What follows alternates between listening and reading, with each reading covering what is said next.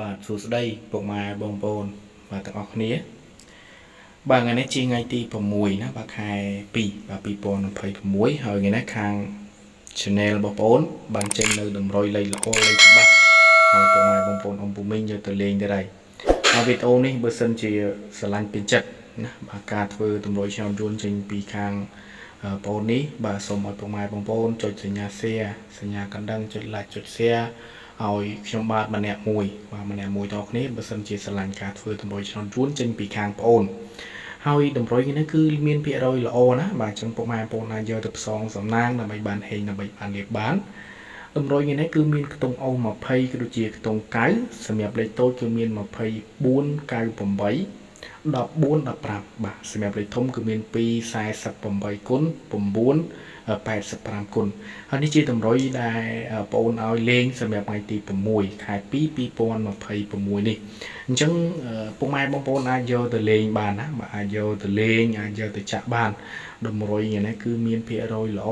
បាទភាគរយល្អច្រើននេះអញ្ចឹងពុកម៉ែបងប្អូនស្រឡាញ់ក្របណាស្រឡាញ់ខ្ទង់20ឬក៏ខ្ទង់9គឺយកទៅលេងទៅយកទៅចាក់ទៅបាទយកទៅលេងទៅចាក់តែហ្នឹងពុកម៉ែបងប្អូនកាត់ជាមួយយូសបរបស់ពុកម៉ែបងប្អូនទៅណាបាទដោយសារតម្រុយដែលបងប្អូនធ្វើនេះគឺសិតតែលេងល្អលេងច្បាស់ហើយបើសិនជាពុកម៉ែបងប្អូនអូយូសបមកឃើញអញ្ចេះវាត្រូវនឹងលេខដែលលោកគ្រូឲ្យបាទយកទៅលេងទៅគឺហេងគឺលៀបហើយណាបាទស្រឡាញ់ពេញចិត្តយកទៅលេងទៅបើមិនស្រឡាញ់ពេញចិត្តក៏បងប្អូនអត់ប្រខំដែរសម្រាប់ការធ្វើតម្រុយឆ្នាំយួនចេញពីខាងបងប្អូននេះគឺបងប្អូនឲ្យលេង free ទេណាបាទគឺអត់មានទៅទាមទារសេវាឬក៏ទាមទារសគុណអីពីពុកម៉ែបងប្អូនទេណាបាទស្រឡាញ់តងណាក្របណាយកទៅលេងយកទៅផ្សងសំណាងទៅហើយចំពោះពុកម៉ែបងប្អូនបាទអាចចង់បានលេខចង់ម៉ោងគៀកម៉ោងយកទៅលេង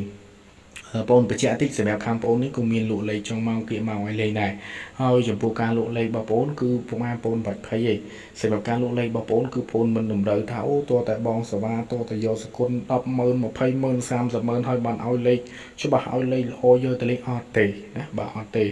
ប្អូនធ្វើតម្រុយនេះគឺបងប្អូនឲ្យលេខលេងមុន